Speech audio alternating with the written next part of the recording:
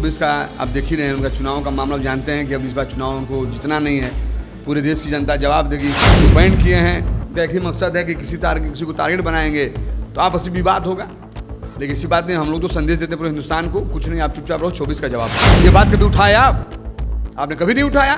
उस समय हम तो अच्छा लग रहे थे क्योंकि गद्दी में बैठे थे आप। नमस्कार, लाइव स्ट्रीम देखना शुरू कर चुके हैं। मेरा नाम उत्कर्ष है। देखिए, आज की सबसे बड़ी खबर यह है कि केंद्र सरकार द्वारा पीएफआई को बैन कर दिया गया है। और देखिए, पीएफआई को 5 साल के लिए बैन किया गया है। कई जो राज्य थे उसका समर्थन कर रहे थे, लेकिन बिहार सरकार ने नहीं किया था। मेरे साथ बिहार सरकार के मंत्री हैं जमा खान। सर, पीएफआई को बैन किया गया है, पहले इस पर क्या कहेंगे? कहेंगे क्या, आप भी जानते हैं बैन क्यों किए हैं, कहाँ टारगेट बनाए हैं, किसको टारगेट बना रहे हैं। 24 का आप देख ही रहे हैं, उनका चुनाव का मामला जानते हैं कि अब इस बार चुनाव उनको जितना नहीं है, पूरे देश की जनता जवाब देगी। महागठबंधन परिवार जो बन गया है, इस परिवार से बहुत प्रदेश के लोग खुश हैं और साथ में खड़े हो गए हैं, तो वो जानते हैं। तो टारगेट बनाए हैं, किसी को टारगेट बना कर चलें, उनको फ़ायदा होने वाला नहीं है। जो बैन किए हैं उनका एक ही मकसद है कि किसी को टारगेट बनाएंगे तो आपसी विवाद होगा, लेकिन इसी बात नहीं। हम लोग तो संदेश देते पूरे हिंदुस्तान को, कुछ नहीं, आप चुपचाप रहो, 24 का जवाब दो। लेकिन एक सवाल इसलिए भी उठता है ना सर, क्योंकि बीजेपी के विधायक हैं, वो तो कहते हैं कि बिहार सरकार के संरक्षण में होता है और ये पीएफआई जो है वो देश विरोधी है। बिहार के जो विधायक मेरे साथ नहीं रहे हैं, उस समय नहीं दिखाई दे रहा था।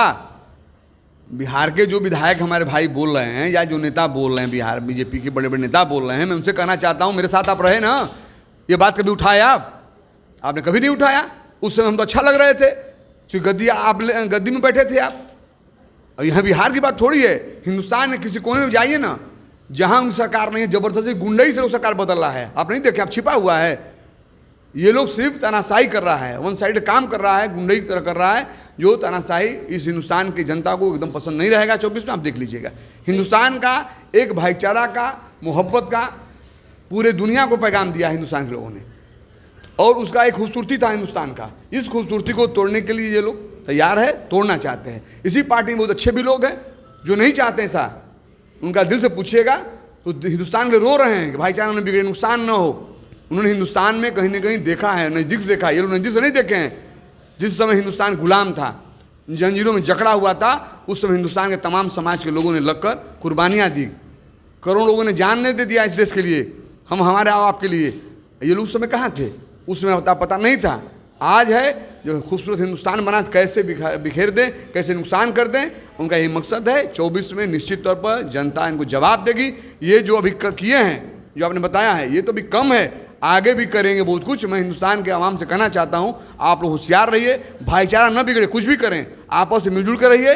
24 में ईमानदारी से संवैधानिक दायरा में आकर जवाब दीजिए। मंत्री जी, आप 24 की बात कर रहे हैं, लेकिन देखिए बीजेपी है वो तो कई सवाल उठा रही है। कह रही है ललन सिंह जो अब मुंगेर के जिला अध्यक्ष बन जाएंगे। अब सुशील मोदी तो ऐसा भी कह रहे हैं। कहने दीजिए, तो कुछ भी कर सकते हैं।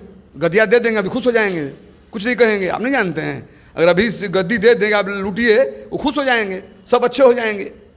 आप बस जवाब है, आप मीडिया के भाई हैं, आपको जवाब है। इससे पहले चंद दिन हुआ उनको हम लोग हटाए हैं, उनके कारनामे, यही कारनामे को हटाया गया ना। ये तो मेरे साथ रहे, उस समय क्यों नहीं बुरा कहे किसी को? आप सोचिए कि जो भाई, हम दोनों भाई साथ रहे, 10 साल 5 साल रहे, 8 साल रहे, कोई मेरे पास बुराई नहीं थी। मैं आपको देख लिया कार्य सही नहीं है, अब जात और की बात करते हैं, मैंने आपको हटा दिया तो मैं बुरा हो गया। अब तमाम हमारे अंदर बुराइयाँ हो गई, ये तो आप खुलेआम देख रहे हैं। बुराइयां नहीं, तो कह रहे हैं कि ललन सिंह को जानता कौन था? 3 बार जो सांसद बने वो तो बीजेपी के बदौलत बने। उनको कौन जानता था? उनको कौन जानता था बताइए? आप भी कौन जानता था बताइए? कहने से हो जाएगा, वही बनाए हैं। जवाब बिहार देंगे। इस बार चुनाव आ रहा है, 24 में हरा देंगे चुनाव। 24 में आएंगे ना, वो जीत जाएंगे, देखेंगे हम, लड़े चुनाव। अच्छा, एक आखिरी सवाल है। विजय सिन्हा है जो प्रतिपक्ष हैं बिहार के, वो तो साफ कह रहे हैं कि जब 24 आएगा तो पता चल जाएगा और विधानसभा में तो जेडीयू का नाम ही खत्म हो जाएगा। कह रहे हैं, अच्छी बात है, कह रहे हैं, तो मैं भी वही बात कह रहा हूँ। वो बड़े नेता हैं, कह रहे हैं, उनकी सोच ठीक है, वो सही बात समझ रहे हैं, तभी तो बोल रहे हैं कि 24 में रिजल्ट सामने आ जाएगा। वो मेरी बात बोल रहे हैं, मैं भी तो मैं बोल रहा हूँ 24 में जनता जवाब देगी। जो विजय सिन्हा साहब समझ रहे हैं और तमाम लोग समझ रहे हैं, जनता जवाब देकर इनको यहाँ से हटाएगी, इस चीज़ को वो समझ रहे हैं। बहुत बहुत शुक्रिया। ये थे हमारे साथ बिहार सरकार के मंत्री जमा खान, जिन्होंने साफ कहा है कि 24 का इंतजार कर लें, 24 में समझ आ जाएगा। और पीएफआई को बैन किया है। आने वाले समय में कई ऐसे संस्थान हैं जिसको केंद्र सरकार बैन कर सकती है। फिलहाल खबर में सिर्फ इतना ही। आप हमारे साथ बने रहें, हमारे चैनल को सब्सक्राइब नहीं किया है तो जल्द से जल्द कर लें। बहुत बहुत धन्यवाद।